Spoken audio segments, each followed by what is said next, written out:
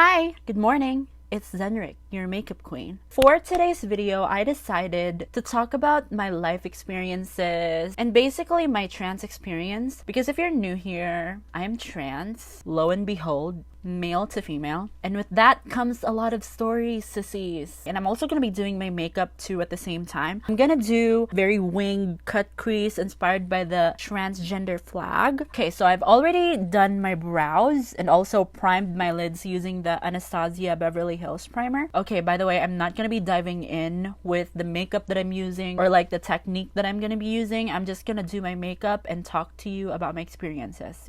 You know what I mean? Okay, so before I start talking about my experiences, I just want to put out a disclaimer out there that I am not in any way, shape, or form trying to target a specific person, nor am I calling out a group of people. I'm filming this video in a place of love, in a place of happiness, because I'm okay now. I'm not really, I don't hold grudges to any people or any experiences that I've had in the past. So let's start talking about something that has been very common, and not only me, but also in the trans community.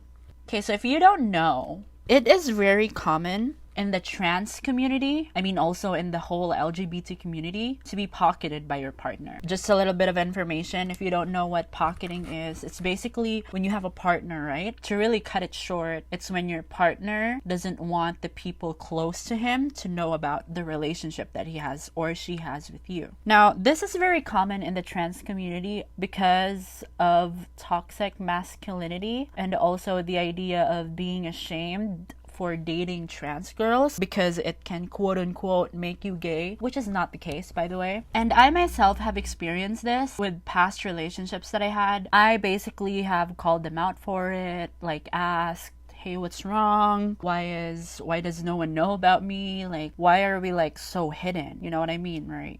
And basically, these guys will just tell you, oh, I just want my relationships to be private. I just want that part of my life to just be about us. But the thing is, and if this is happening to you and you feel uncomfortable with it, do talk to your partner. And if in any way that reason comes up, always know that there's a difference between a private relationship and also a secret relationship. I myself personally believe in private relationships. I feel like private relationships works more rather than those relationships that you post a lot about your partner. But I don't really have anything against those relationships that are public, that are open. Do you, boo?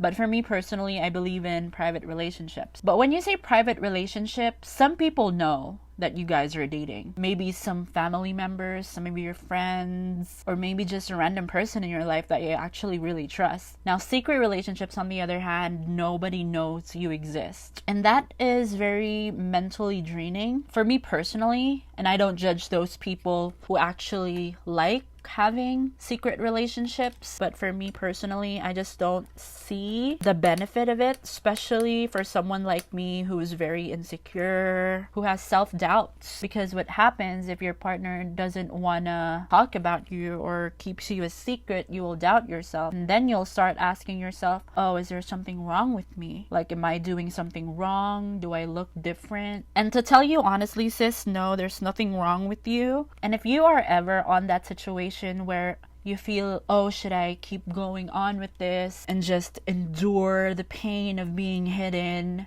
because I love the person? Let me tell you, darling, love is not a good enough reason for you to keep holding on to something mentally draining. And I can vouch for that. I've been in a relationship where I was pocketed, obviously. And I would tell him oh, have you spoken to anyone about me yet? Does your friends know about me, or does your family know about me? And then he would say no. That happened for 6 months. We're long distance though, but it drains your confidence. When I'm dating someone, I would let that person literally meet my friends, my close friends. I would even talk about that person to my family and stuff. But basically, I don't want to post about it all the time and shout to the whole world that I'm in a relationship. Just my inner circle. And we've been doing it for 7 months. And I just have a message out there.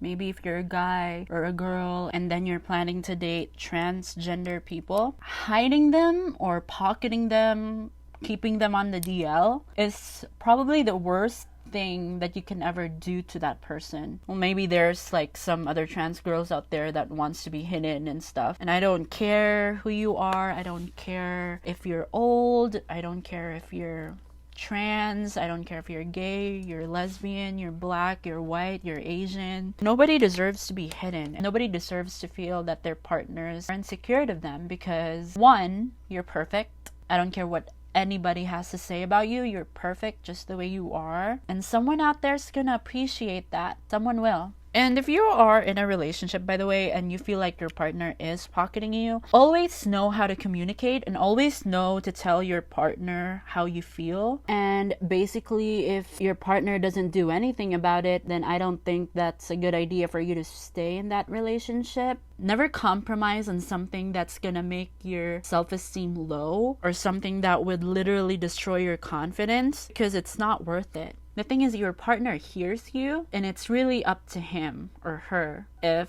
he or she's gonna do something about it. And for me personally, I am not a believer of like destiny and true love and stuff, because basically at the end of the day, it's for both partners to curate themselves to fit one another. And if you feel like your partner is not compromising, and I'm not telling you that your partner has to compromise something, but in those situations where you feel like he can do something or your partner can do something to ease the problem that you guys are having, and then your partner does not do it and expects you to compromise, then maybe it's not a good idea to stay in that relationship anymore. I'm really losing my mind doing this cut crease right here because I don't want to speak or move and like mess this up.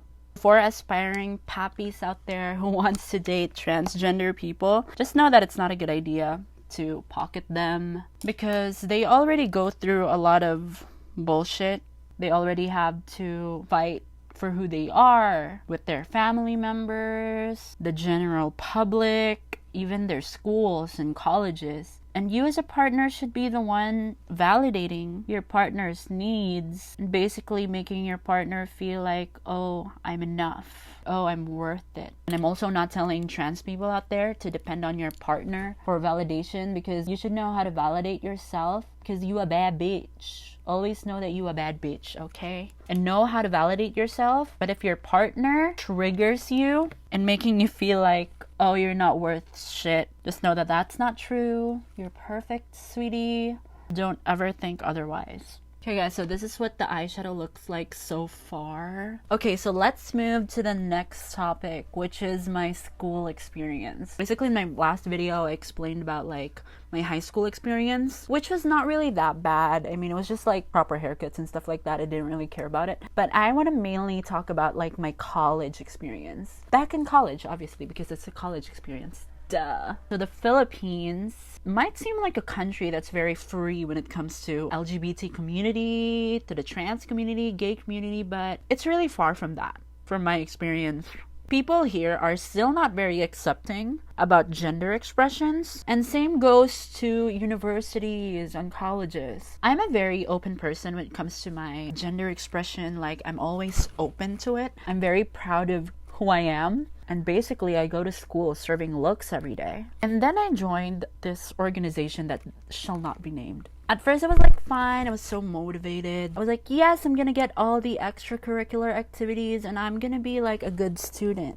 And then I started getting called out because of how I carry myself, how I do my hair, also in social media. And let me tell you, being called out on something that you fight for so heavily is so mentally draining, and that can literally remove your drive from doing something good. So basically, I was so unmotivated. And then like it came to a point where I was asked if I was willing to stay or keep doing the things that I'm doing. And then it ended.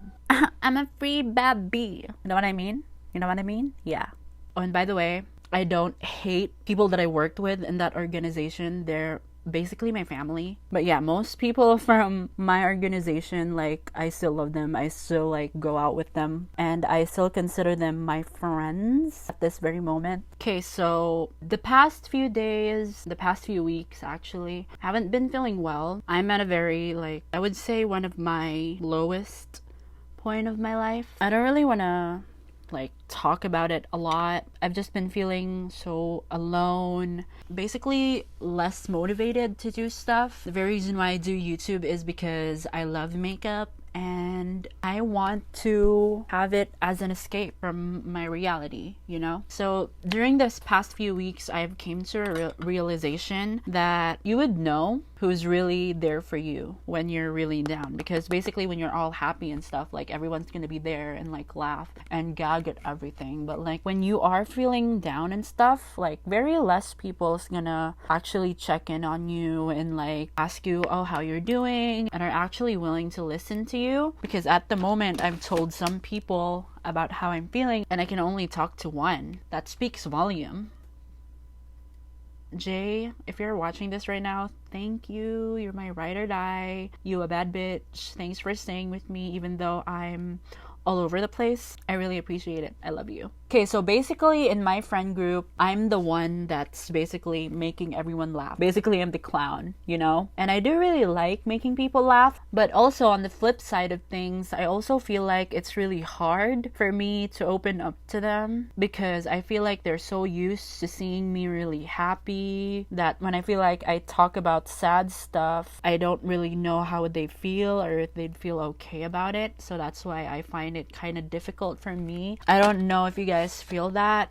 Comment down below if you do. I do love my friends, like especially the ones here because Jay's like so up north. But yeah, my friends that are here, I do love them. But I just find it like really hard to open up to them about stuff because they're so used to seeing me happy. Past few years, I've been distancing myself because I've been feeling like really bad and I've been feeling really insecure about stuff. And hopefully I'll find the confidence to actually tell them, because I'm just scared. Okay, so I also want to briefly talk about my experience as a trans girl living here in the Philippines and what I think about it. We don't even have rights here yet. Same-sex marriage is still illegal. And it's just really funny because people are so desperate for improvements but are actually so terrified of the idea of change. Like recently, people were fighting for this bill about LGBT rights and protection for the LGBT. Literally, people would say, why do they need it? Let's focus on something else instead.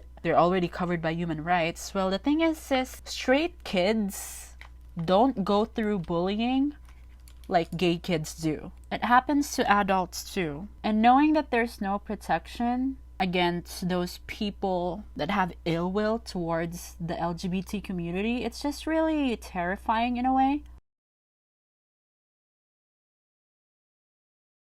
Oh, and by the way, if you guys are just curious on what colors I've used this one for the pink, this one for the blue, this for the highlight, this for the white that I put on my lid. So yeah.